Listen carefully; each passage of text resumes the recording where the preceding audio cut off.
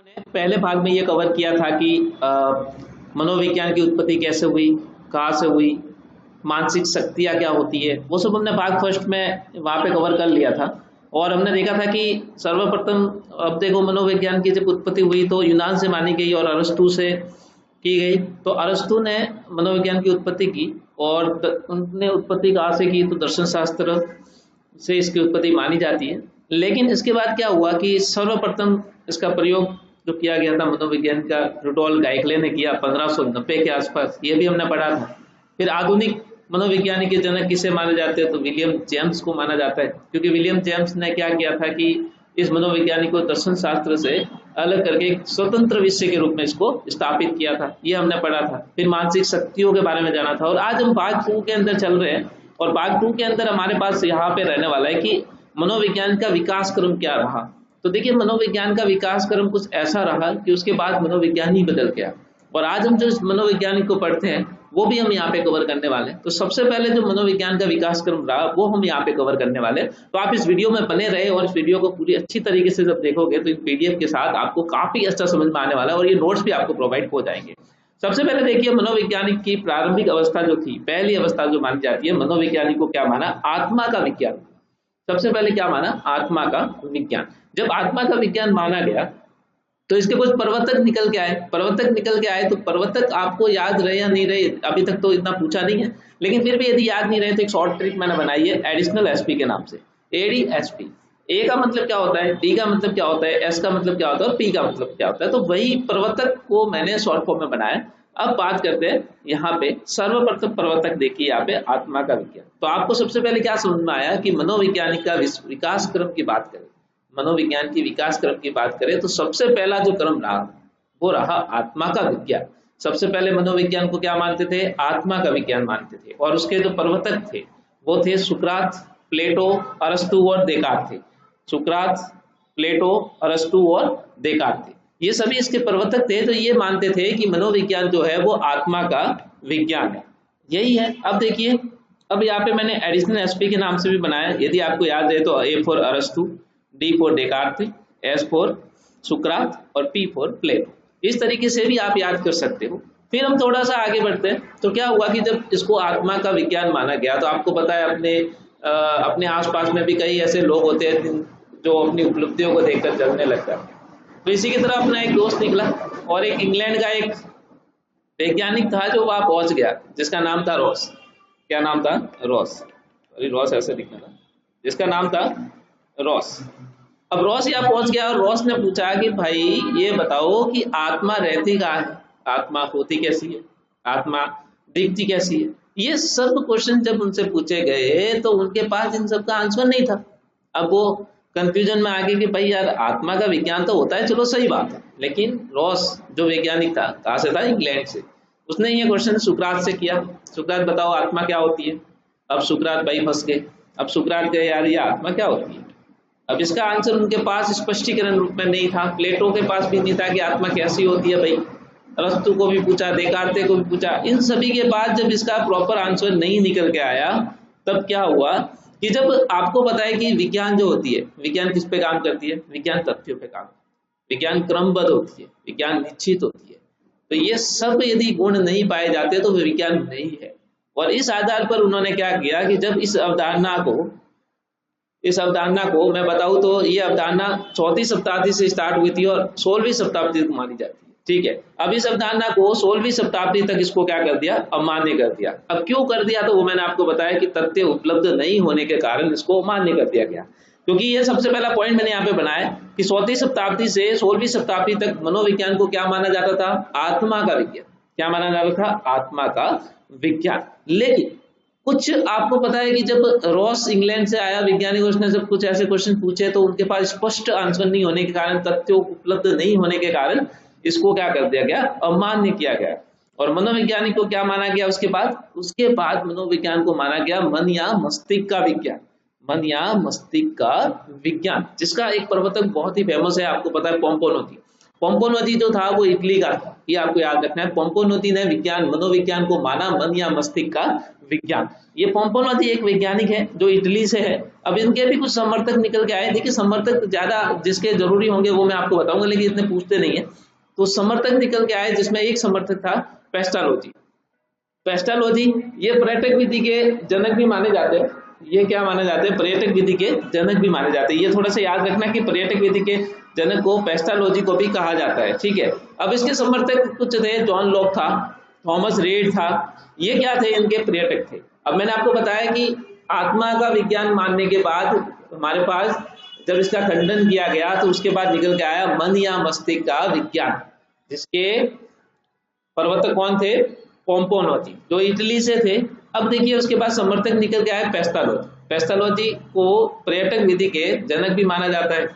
और फिर उसके बाद इसके समर्थक में एक और बात करूं तो जॉन लॉक और थॉमस रीड, ये इसके प्रवर्तक रहे। अब देखो ये जब समर्थक के रूप में माने गए तो क्या हुआ कि टीचनर आया। टीचनर मैं आपको बताऊं तो विलियम वुंट का एक शिष्य था। संरचनात्मक रूप में मनोविज्ञान को स्थापित करने वाले कौन थे? William Wundt. तो विलियम वुंट का शिष्य ही टीचनर था। और टीचनर ने अब एक एक से प्रश्न पूछा कि भाई बताइए ये मन क्या होता है, मस्तिष्क क्या होता है, क्या कहाँ रहता है, ऐसे क्वेश्चन पूछे गए। तो इनके पास भी वो स्पष्ट आंसर नहीं होने के कारण तो ये आपको बता दिया पेस्टालोजी क्या थे, पर्यटन विधि के जनक भी माने जाते। तो ये आपको थोड़ा सा याद रखना है। जब ये टीचनर ने ये क्वेश्चन पूछा तो टीचनर ने जब ये क्वेश्चन पूछा तो टीचनर जो था वो मैंने आपको बता दिया विलियम वुड का था, शिष्य था। तो उसने भी पूछा कि मन क्या होता है, कार्य किस तरीके से करता है, ऐसे कुछ क्वेश्चन पूछे गए। तो ये भी जब इनसे आंसर क्वेश्चन पूछे गए तो थॉमस रीड, जॉन लॉक, इनके पास भी क्या इनके स्पष्ट आंसर नहीं था। जब तथ्यों पर आधारित आंसर नहीं होता है तो विज्ञान नहीं मानती है। और विज्ञान ने इसको भी क्या कर दिया? खंडन कर दिया, अमान्य कर दिया। और अमान्य करने के बाद फिर निकल के आया मनोविज्ञान को माना गया। ये मन या मस्तिष्क तो माना गया था। इस अवधारणा को तो आपको मैंने बता दिया, जिसको खंडन कर दिया गया, अमान्य किया। क्यों? क्योंकि देखो मन या मस्तिष्क का मतलब क्या होता है? जिसके पास सोचने और समझने की क्या होती है? क्षमता होती है। अब वो सोच ही नहीं सकता तो फिर ये मन या मस्तिष्क का कैसे हो सकता है? तो ये अवधारणा भी अपने 17वीं और 18वीं शताब्दी तक बनी रही थी लगभग। उसके बाद इसको खंडित कर दिया गया था। क्योंकि मैंने आपको बताया था कि 4वीं शताब्दी से लेकर 16वीं शताब्दी तक क्या बनी रही थी? आत्मा का विज्ञान माना गया था।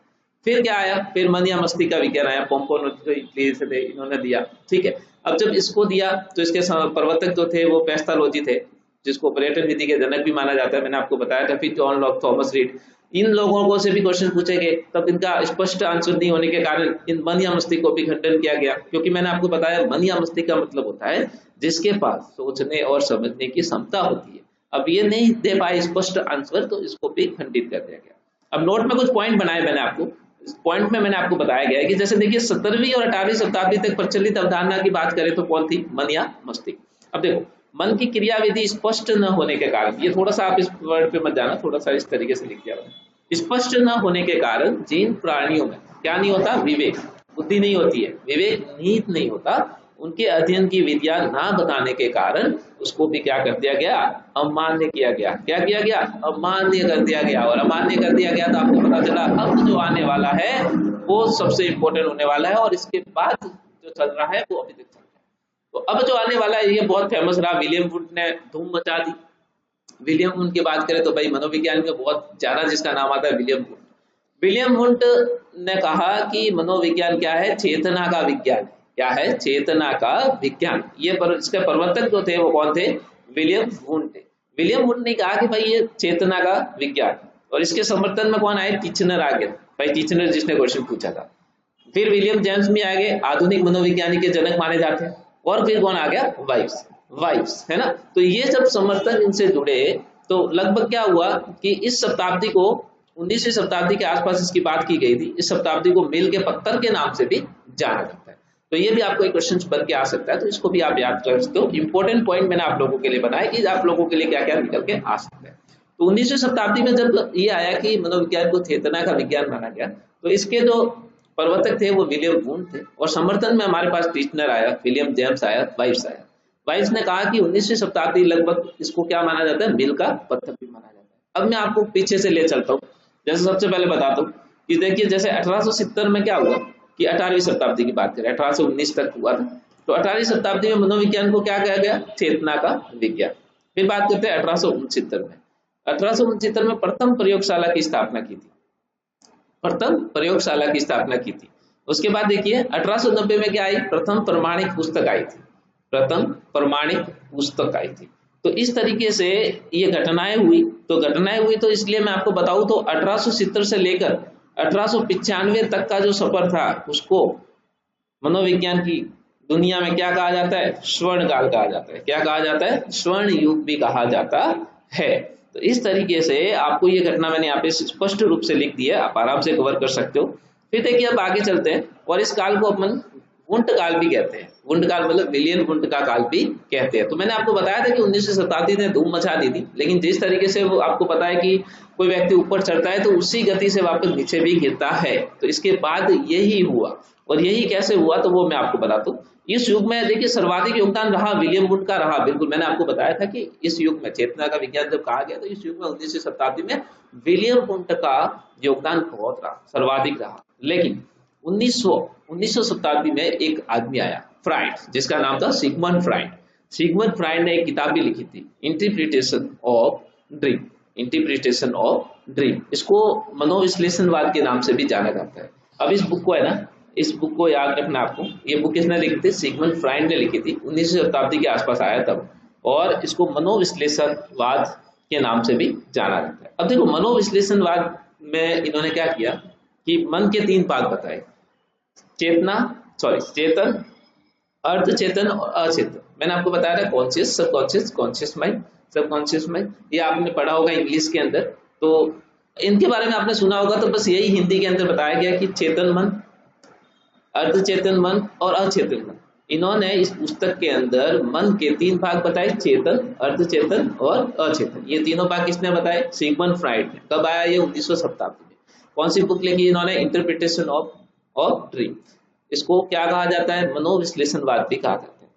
तो इस तरीके से जब इन्होंने कहा तो 19वीं शताब्दी में ये जो प्रचलित अवधारणा थी इसको भी खंडित क्यों किया गया कि इनके बारे में जब स्पष्टीकरण आंसर नहीं थे, जैसे अर्धचेतन, अचेतन मन का स्पष्टीकरण न होने के कारण इसको भी क्या किया गया था? अमान्य किया गया था, अमान्य कर दिया। और 19वीं ईस्वी में फ्राइड ने इंटरप्रिटेशन ऑफ ड्रीम पुस्तक में मनोविश्लेषणवाद सिद्धांत को प्रस्तुत किया था। अब यह भी 3 भाग में किया। अब देखिए आज के समय में जो जाना जाता है वो मनोवैज्ञानिक को व्यवहार का विज्ञान जाना जाता है। क्या जाना जाता है? व्यवहार का विज्ञान। इसके जो प्रवर्तक या जन्मदाता जो माने जाते हैं वो वाटसन थे। कौन थे? वाटसन। और वाटसन ने ही कहा कि मनोविज्ञान क्या है? व्यवहार का विज्ञान, मतलब जिसमें निश्चितता हो, क्रमबद्धता हो, तथ्यों पर आधारित हो। और इसके समर्थन में आए, कौन आए? इसके समर्थक जरूर याद रखना, मोस्ट इंपोर्टेंट फैक्टर्स रहता है, ये बहुत बार पूछा भी गया है, तो ये आपको जरूर याद रखना है। समर्थक, इसके समर्थक थे थॉर्नडाइक, पावलोव और स्किनर, हल, गुथरी, मैकडूगल, वुडवर्थ और पिल्सबरी। अब देखो ये सभी इसके समर्थक थे। जब व्यवहार का विज्ञान कहा गया तो इसके जो प्रवर्तक था वो तो कौन था? जन्मदाता वाटसन। लेकिन इसके समर्थन में काफी सारे वैज्ञानिक आए, जिसमें थॉर्नडाइक, पावलोव, स्किनर, हल, गुथरी, मैकडूगल, वुडवर्थ और पिल्सबरी। इस तरीके से ये व्यवहार के विज्ञान में इस तरीके से इनके समर्थक जुड़े। और समर्थक जुड़ने के बाद 20वीं शताब्दी से लेकर और वर्तमान समय मतलब आज तक प्रचलित जो अवधारणा मनोवैज्ञानिक की बनी वो थी व्यवहार का विज्ञान। अब क्या माना गया? इसको व्यवहार का विज्ञान माना गया। अब आपको समझ में आया होगा कि किस तरीके से इसको व्यवहार का विज्ञान माना गया। आत्मा से शुरू हुई और कहाँ लटकी? व्यवहार पे।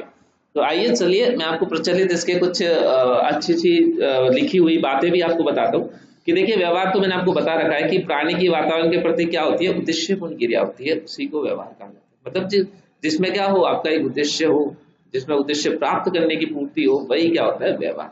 अब देखिए व्यवहार का संबंध किससे होता है? आयु से हो सकता है, या किससे हो सकता है? आपकी परिपक्वता, आपकी एज कैसे बढ़ रही है।